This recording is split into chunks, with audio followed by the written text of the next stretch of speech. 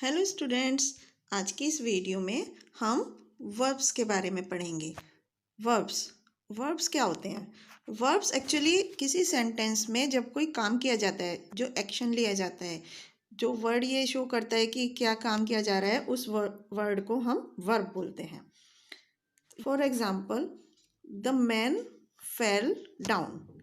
तो यहाँ पर हमें इस वर्ड से, फेल वर्ड से ये पता चला कि मैन क्या काम हुआ, मैन ने क्या काम किया, मैन गिर गया, तो फेल जो है वो वर्ब हो गया इस सेंटेंस में। नेक्स्ट में नीतू रैन टूवर्ड्स द डोर। तो रैन जो है, इससे हमें पता चल रहा है कि नीतू दौड़ रही थी दरवाजे की तरफ। तो रैन जो वर्ड है, इससे हमें पता चला ये एक्शन लिया जा रहा है, ये काम किया जा रहा है। तो इस तरह से वर्ब क्या चीज़ हुई? वर्ब एक एक्शन वर्ड होता है जो हमें ये बताता है कि कोई पर्सन या चीज़ जो है वो क्या कर रही है, या तो इस तरह से हम वर्ब को सेंटेंस में पहचानते हैं। वर्ब्स जो होते हैं वो हैज़ या हैव या हैड भी यूज़ कर यूज़ किए जाते हैं। जैसे कि I have a new bicycle. तो यहाँ पर जो हैव है, तो इस वर्ड से ये पता चल रहा है कि बाइसिकल किसकी है। तो जो वर्ड हमें ये बताते हैं कि कोई ऑब्जेक्ट जो है वो किसका है, वो भी वर्ब कहलाते हैं। जैसे हैव, प्लूरल वर्ड के साथ हम हैव यूज़ करते हैं और सिंगुलर वर्ड के साथ हैज़ यूज़ करते हैं। जैसे ए कैट हैज़ 4 पॉज। तो हैज़ जो है यहाँ पर, वो हमें ये बता रहा है कि 4 जो पॉज हैं, पंजे हैं, वो किसके हैं, कैट के हैं। तो यहाँ पर हैज़ भी एक वर्ब के जैसे यूज़ कर रहा है। कुछ वर्ब ऐसे होते हैं जो कि is, are, am, was, were, will be, shall be, इन वर्ड्स को यूज़ करके लिखे जाते हैं सेंटेंस में। जैसे कि आई एम टॉल। तो यहाँ पर जो एम है वो एक वर्ब शो कर रहा है। मधु एंड गोविंद वर ऑन ए बस। तो यहाँ पर मधु एंड गोविंद दो लोग हो गए, तो उसके लिए हमने प्लूरल वर्ब वर यूज़ किया।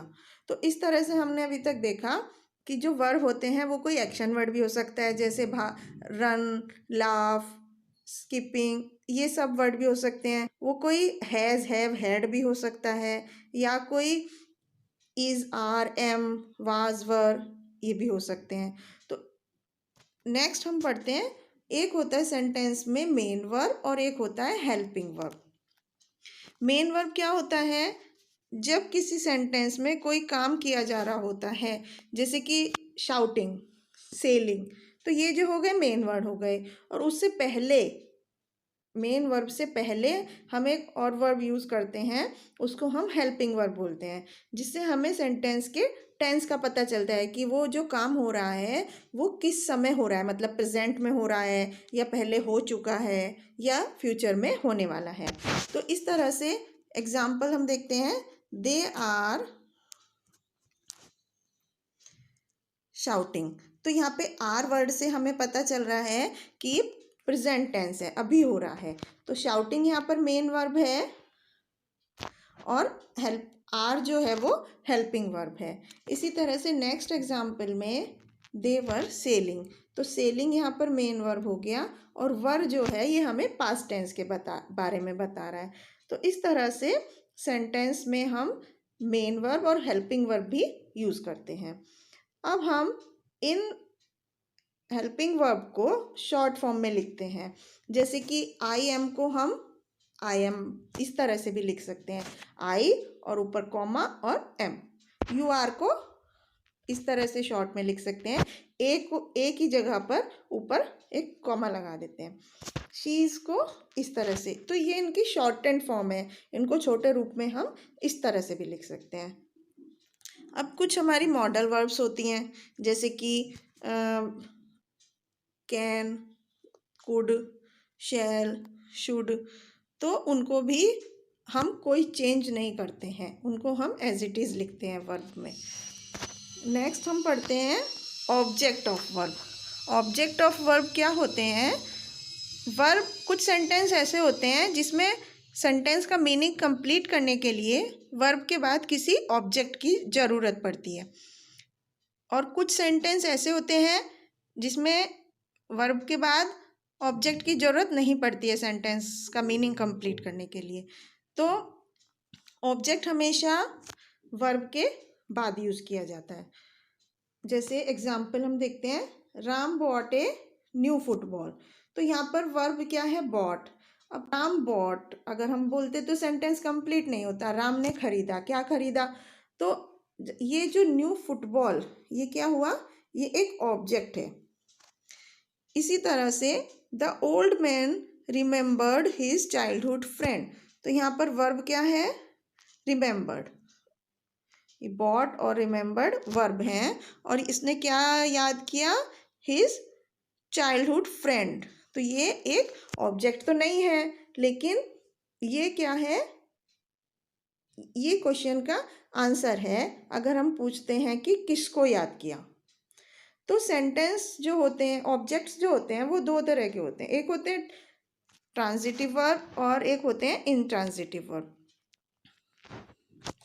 ट्रांजिटिव वर्ब होते हैं जिनको सेंटेंस का मीनिंग कंप्लीट करने के लिए वर्ब के बाद एक ऑब्जेक्ट की ज़रूरत पड़ती है। जैसे कुशल सोल्ड हिज ओल्ड कार।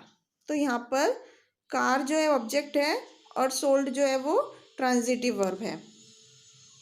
और इनट्रांजिटिव वर्ब क्या होते हैं? जिसमें सेंटेंस का मीनिंग कंप्लीट करने के लिए वर्ब की ज़रूरत नहीं पड़ती है। जैसे द सन शाइन्स, ये शाइन्स वर्ब है और इसके बाद हमें किसी ऑब्जेक्ट का ज़रूरत नहीं है। बर्ड्स फ्लाई, इसमें फ्लाई एक वर्ब है जो कि इनट्रांजिटिव वर्ब है। इसको सेंटेंस का मीनिंग कंप्लीट करने के लिए किसी ऑब्जेक्ट की ज़रूरत नहीं पड़ती है। अब कुछ सेंटेंस ऐसे होते हैं कि जिनको वर्ब के बाद ऑब्जेक्ट तो नहीं लिखना होता, लेकिन कुछ ऐसा वर्ड लिखना होता है कि जो सेंटेंस का मीनिंग कंप्लीट कर सके। ये कुछ भी एडवर्ब या एडजेक्टिव हो सकता है। जैसे कि मोहिनी इज़ हैप्पी। तो हैप्पी क्या है? वो ऑब्जेक्ट नहीं है, लेकिन एक फीलिंग है। तो इस तरह के वर्ड्स को यूज़ करते हैं हम इनट्रांजिटिव वर्ब्स में। राशि लुक्स एक्साइटेड। तो अब एक्साइटेड भी क्या है? एक ऑब्जेक्ट नहीं है, लेकिन उसको हम यूज़ करते हैं वर्ब के बाद। तो ये इनट्रांजिटिव वर्ब में होता है। नेक्स्ट हम पढ़ते हैं कॉम्प्लीमेंट्स। कॉम्प्लीमेंट्स क्या होते हैं? जब हम वर्ब के बाद कोई नाउन, एडजेक्टिव या एडवर्ब यूज़ करते हैं ऑब्जेक्ट की जगह पर उस सेंटेंस का मीनिंग कंप्लीट करने के लिए, तो उसको हम कॉम्प्लीमेंट बोलते हैं। जैसे यहाँ पे हमने बोला मोहिनी इज़ हैप्पी। तो हैप्पी जो है वो एक कॉम्प्लीमेंट के जैसे काम कर रहा है। राशि लुक्स एक्साइटेड, तो एक्साइटेड जो है वो एक कॉम्प्लीमेंट हो गया।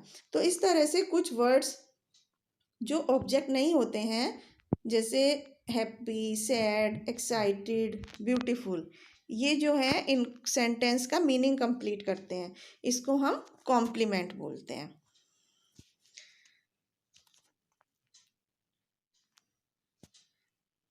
अब हमें क्या क्या चीज़ें ध्यान में रखनी चाहिए? ट्रांजिटिव वर्ब क्या होते हैं? ट्रांजिटिव वर्ब होते हैं जो वर्ब के बाद किसी ऑब्जेक्ट का यूज़ किया जाता है। इनट्रांजिटिव वर्ब क्या होते हैं? जिनके बाद किसी ऑब्जेक्ट का यूज़ नहीं किया जाता है और उसकी जगह पर हम नाउन, प्रोनाउन या एडजेक्टिव, एडवर्ब का यूज़ कर सकते हैं। तो उनको हम इनट्रांजिटिव वर्ब बोलते हैं। अब हम कुछ एग्जाम्पल्स में ट्रांजिटिव वर्ब और ऑब्जेक्ट को पहचानेंगे। जैसे फर्स्ट एग्जाम्पल में, my mother cooked delicious soup yesterday. तो अब इसमें ट्रांजिटिव वर्ब क्या है? कुक्ड। डिलीशियस सूप यस्टरडे, तो ऑब्जेक्ट क्या हो गया? Soup. The tiger attacked the deer, तो ट्रांजिटिव वर्ब हो गया अटैक्ड और डियर जो हो गया object. She gave her book to me, तो इसमें वर्ब क्या है? गेव। तो जो गेव है वो ट्रांजिटिव वर्ब है और बुक जो है वो ऑब्जेक्ट है। तो इस तरह से हम सेंटेंस में ट्रांजिटिव वर्ब और ऑब्जेक्ट को पहचानते हैं। नेक्स्ट हम पढ़ते हैं कि ट्रांजिटिव वर्ब और इनट्रांजिटिव वर्ब हम सेंटेंस में पहचानना है। And write down the complement for the intransitive verb. Intransitive verb का जो कॉम्प्लीमेंट है वो पहचानना है। जैसे फर्स्ट एग्जाम्पल में the man gave the bone to the dog. इसमें जो गेव है वो क्या है, ट्रांजिटिव वर्ब है। क्यों? क्योंकि उसके बाद एक ऑब्जेक्ट है बोन। और डॉग क्या है, gave the bone to the dog, और बोन जो है वो एक ऑब्जेक्ट है। आई ऑलवेज स्लीप वेल, तो अब इसमें क्या है, ऑब्जेक्ट नहीं है वर्ब के बाद, वेल जो है वो ऑब्जेक्ट नहीं है, ये क्या है, कॉम्प्लीमेंट है। आई ऑलवेज स्लीप, स्लीप क्या है, इंट्रांजिटिव वर्ब है, वेल है वो कॉम्प्लीमेंट है। तो इस तरह से हम सेंटेंस में पहचानते हैं कि ट्रांजिटिव वर्ब कौन सा है और इंट्रांजिटिव वर्ब कौन सा है। नेक्स्ट हम पढ़ते हैं finite verb and infinite verb. Finite verb क्या होते हैं, जो सेंटेंस के टेंस पर डिपेंड होते हैं, टेंस के अकॉर्डिंग चेंज हो जाते हैं। जैसे कि टेंस मतलब कि कोई जो काम है वो किस समय हुआ है, अभी हो रहा है या पहले हो चुका है या फ्यूचर में होने वाला है। तो जिन सेंटेंस के वर्ब टेंस के अकॉर्डिंग चेंज हो जाते हैं उनको हम बोलते हैं फाइनाइट वर्ब्स। और जो नंबर और जो पर्सन और ऑब्जेक्ट के नंबर पर भी डिपेंड होते हैं। जैसे कि वन कोई चीज़ है तो उसके लिए इज़ यूज़ होगा, प्लूरल वर्ड है तो उसके लिए आर यूज़ होगा, इस तरह से। अब हम कुछ एग्जाम्पल की सहायता से समझेंगे। जैसे Sumit pledge cricket every day, तो यहाँ पर ये जो प्लेज वर्ड है ये बता रहा है कि ये प्रेजेंट टेंस की बात हो रही है और सिंगुलर सब्जेक्ट है, जो करने वाला है, जो नाउन है वो सिंगुलर है। तो इस तरह से जो वर्ब है वो दोनों पर डिपेंड होगा, उसको हम बोलते हैं फाइनाइट वर्ब। नेक्स्ट हमारा है non finite verb. Non finite verb क्या होते हैं, जिनमें वर्ब जो होता है वो सब्जेक्ट के हिसाब से अपनी फॉर्म चेंज नहीं करता है। जैसे कि हमने फाइनाइट वर्ब में देखा था कि अगर सब्जेक्ट सिंगुलर है तो अलग वर्ब होगा और प्लूरल है तो उसकी चेंज हो जाएगा वर्ड। अब नॉन फाइनाइट वर्ब में क्या हमने देखा कि जो वर्ब है वो सब्जेक्ट के अकॉर्डिंग चेंज नहीं होता है। Non finite verb are those which do not change their form to show the action done by subject. इसमें वो क्या चीज़ करते हैं, नाउन एडजेक्टिव या एडवर्ब के जैसे काम करते हैं नॉन फाइनाइट वर्ब जो होते हैं। जैसे painting is my favourite pass time, तो यहाँ पर जो पेंटिंग है वो क्या है, वो एक सब्जेक्ट नहीं है, लेकिन वो सब्जेक्ट की जगह पे काम कर रहा है और वर्ब की जैसे भी काम कर रहा है। तो इस तरह से इस तरह के वर्ब्स को हम नॉन फाइनाइट वर्ब बोलते हैं। ये कैसे बनते हैं, ये किसी भी वर्ब में आईएनजी लगाकर बनते हैं। जैसे पेंट में हमने पेंटिंग बना दिया, और दूसरे तरीके से कैसे बनते हैं, किसी वर्ब से पहले टू लगाकर बनते हैं। इनको हम नॉन फाइनाइट वर्ब बोलते हैं। तो नॉन फाइनाइट वर्ब जो होते हैं वो कई तरह से बनते हैं। एक तो वर्ब में आईएनजी ऐड कर देते हैं, और दूसरा तरीका वर्ब से पहले टू लगा देते हैं, तो उनको हम नॉन फाइनाइट वर्ब बोलते हैं। तो सेकेंड एग्जाम्पल में हमने देखा the baby wants to play, तो इसमें जो टू प्ले है वो एक नॉन इनफाइनाइट वर्ब के जैसे काम कर रहा है। अब हम कुछ एग्जाम्पल्स की सहायता से समझते हैं।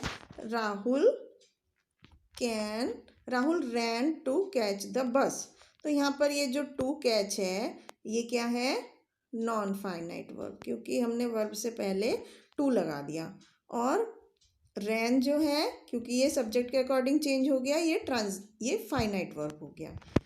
अब नेक्स्ट एग्जाम्पल में टीना डिसलाइक्स वेकिंग अप लेट, तो यहाँ पर जो डिसलाइक्स है ये तो हो गया फाइनाइट वर्ब। क्यों? क्योंकि ये सब्जेक्ट यानी टीना के हिसाब से चेंज हुआ, इसमें बता रहा है ये प्रेजेंट टेंस में हुआ है। और वेकिंग अप, तो वेकिंग जो है वो नॉन फाइनाइट वर्ब है, जो कि वर्ब में आईएनजी लगाकर बनाया है।